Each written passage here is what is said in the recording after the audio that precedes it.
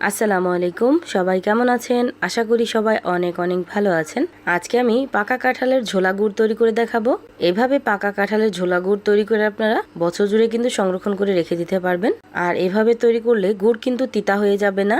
একদম পারফেক্ট ভাবে কিভাবে আপনারা পাকা কাঁঠালের গুড় তৈরি করবেন সবকিছু নিয়ে আজকের এই ভিডিওটা। আশা করছি আজকের এই ভিডিওটা আপনাদের কাছে খুবই ভালো লাগবে। এখন কথা না বাড়িয়ে দেখে নেই আমি কিভাবে পাকা কাঁঠালের এই গুড় তৈরি করলাম। পাকা কাঁঠালের গুড় তৈরি করার জন্য প্রথমে এখানে আমি একটা পাকা কাঁঠাল নিয়ে নিছি।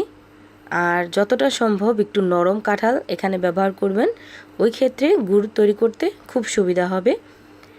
এখন এই আস্ত কাঁঠালটাকে আমি খুব ভালোভাবে ভেঙে একটা সাইডে রেখে দেব।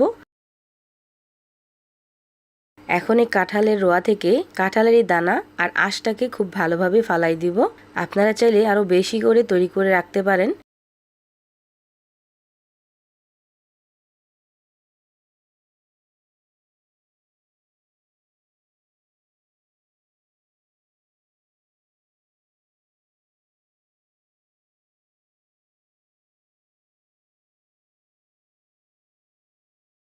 এইভাবে আমি একটা কাঁঠালের দানা ছাড়িয়ে এইভাবে নিয়ে নিছি। এখন হাত দিয়ে এইভাবে একটু মেখে নেব যেন কাঁঠালের কোষগুলো খুব ভালোভাবে সফট হয়ে যায়। এক্ষেত্রে আপনারা চাইলে ম্যাশার দিয়ে খুব ভালোভাবে ম্যাশ করে নিতে পারেন, কিন্তু কোনোভাবে ব্লেন্ড করা যাবে না। ব্লেন্ড করলে কিন্তু সব কিছু একসাথে ব্লেন্ড হয়ে যাবে, ওই ক্ষেত্রে আর গুড় ভালোভাবে তৈরি হবে না।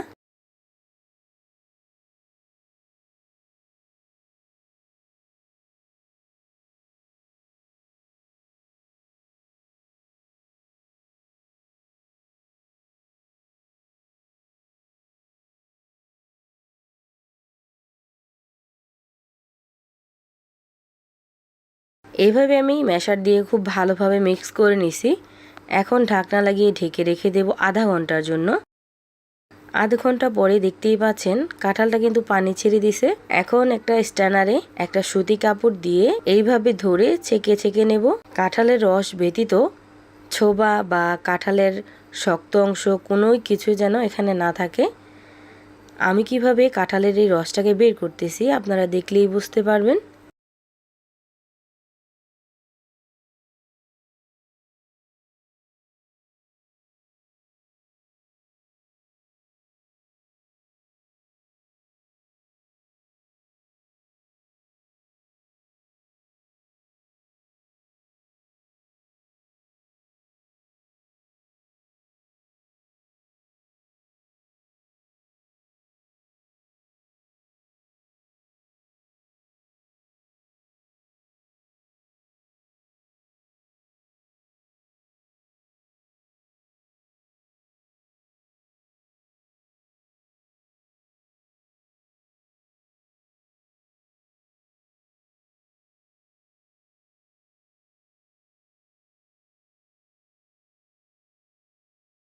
এইভাবে আমি সম্পূর্ণ কাঁঠালের রসটাকে বের করে নিছি।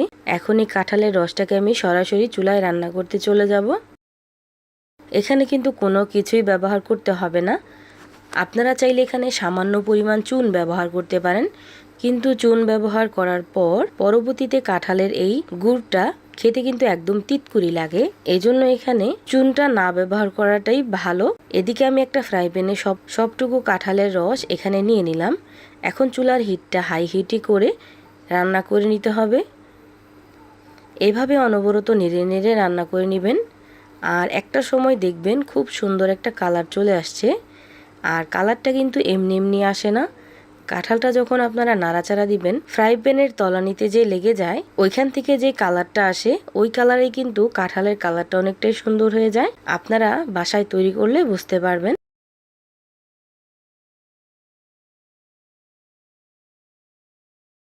আর এই তো দেখতেই পাচ্ছেন জাল করতে করতে কালারটা কিন্তু অনেকটাই চেঞ্জ হয়ে গেছে। খুব সুন্দর একটা গুড়ের কালার চলে আসছে। এখন অনবরত নেড়েচেড়ে এই গুড়টাকে আরও কিছুটা ঘন করে নেব। আপনাদের যতটা প্রয়োজন ঠিক ততটাই ঘন করে নেবেন। আর অবশ্যই নেড়েচেড়ে রান্না করবেন যেন একেবারে বেশি লেগে না যায় বা পুড়ে না যায়। দেখতেই পাচ্ছেন ফ্রাই প্যানে কিন্তু কিছুটা লেগে গেছে। এখানে কিন্তু কোনো রকম ফুড কালার বা কিছুই ব্যবহার করতে হবে না। আর এই তো দেখতেই পাচ্ছেন কাঁঠালের এই গুড়টা কিন্তু একদম পারফেক্টলি রেডি হয়ে গেছে। কতটা লোভনীয় হয়েছে আপনারা দেখলেই কিন্তু বুঝতে পারবেন। আর এটা তৈরি করা যেমন সহজ, খেতে কিন্তু মাশাল্লাহ খুবই ভালো লাগে। যারা কাঁঠাল পছন্দ করেন না তারা ঠিক এইভাবে কাঁঠালের গুড় তৈরি করে খেতে পারেন। রুটি পরোটার সাথে খেতেও কিন্তু মাশাল্লাহ খুবই ভালো লাগে। কিছুটা ঠান্ডা হওয়ার পরে আমি গুড়টাকে নামিয়ে নিলাম। আর এই তো দেখতেই পাচ্ছেন ঠান্ডা হওয়ার পর গুড়টা কিন্তু অনেকটাই স্টিকি হয়ে গেছে।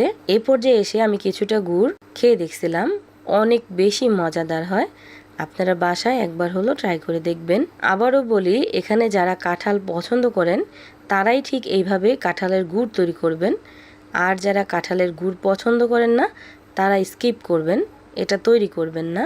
পাকা কাঁঠাল দিয়ে এই মিষ্টি গুড়ের রেসিপিটা আপনাদের কাছে কেমন লাগছে অবশ্যই কমেন্ট করে জানাবেন। সবাই ভালো থাকবেন, সুস্থ থাকবেন। আল্লাহ হাফেজ।